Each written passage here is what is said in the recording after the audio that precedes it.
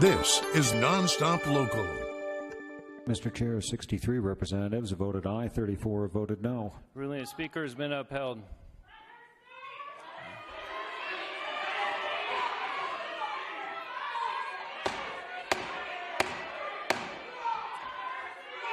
Guests will come to order. Our guests will come to order. Our guests will come to order. Sergeant of Arms, will you please clear the gallery? Members, will you please go to the side of the chambers? Members, please go to the side of the chambers.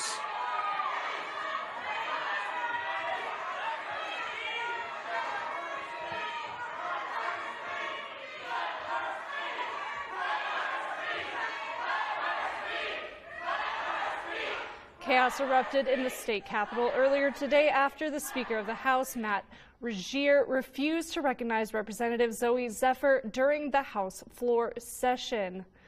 Good evening, I'm Ren Wadsworth, and this is your nonstop local news.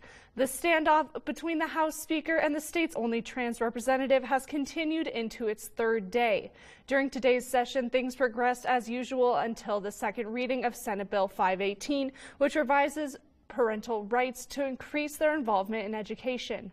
Representative Zephyr, who has not been allowed to speak since her controversial remarks on the House floor last week, indicated that she wanted to speak. She, however, was not recognized, and the Speaker was asked why he did not call on her. He defended his decision and put it up to the House floor for a vote, which supported his decision. 63 voted yes, while 34 voted no.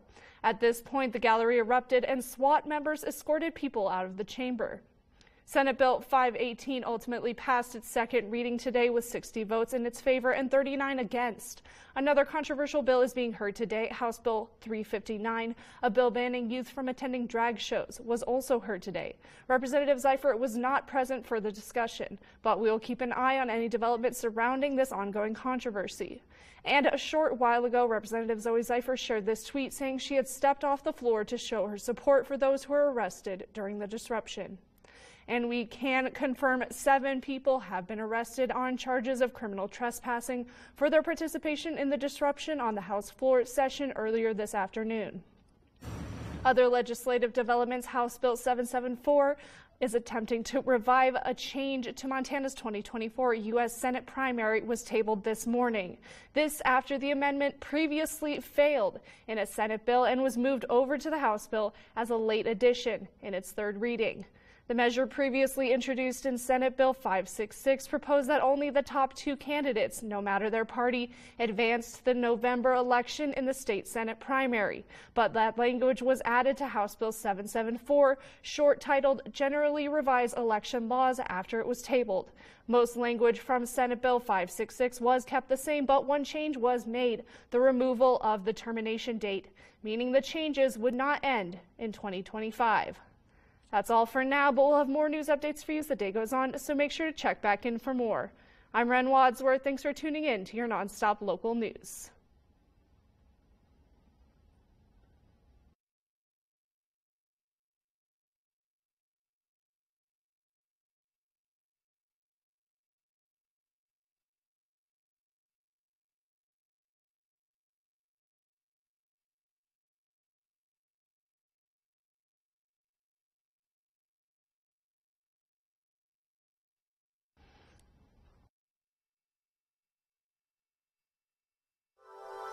This is Nonstop Local.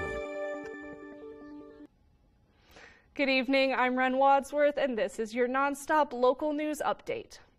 The 46th International Wildlife Film Fest is currently underway in Missoula, with this year's theme being Fight or Flight. Our Maddie Olson joins us with more on what this festival means to the community. I'm here at the Roxy Theater in Missoula, the host of the International Wildlife Film Festival, featuring 60 different films ranging from short to feature length. The film festival kicked off yesterday by hosting a Walk for Wild event on Front Street in Missoula. There, they invited families and children to dress up as their favorite animals. After the walk event, the festival started with the first showing at 12:45 p.m. with 8 different feature films and 3 shorts blocks, with one of the features, Earthbound, selling out. The festival includes films from across the world, with submissions falling into various length categories.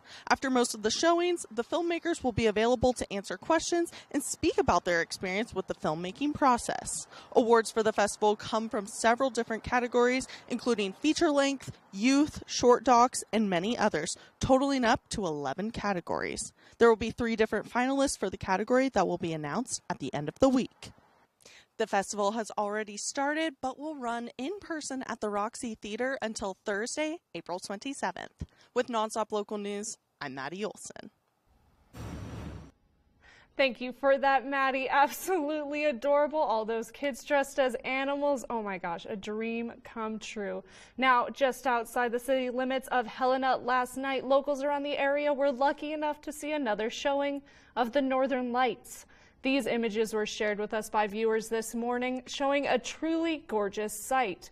There are even more sightings across the state, which you can check out on our Color 8 News Facebook as well.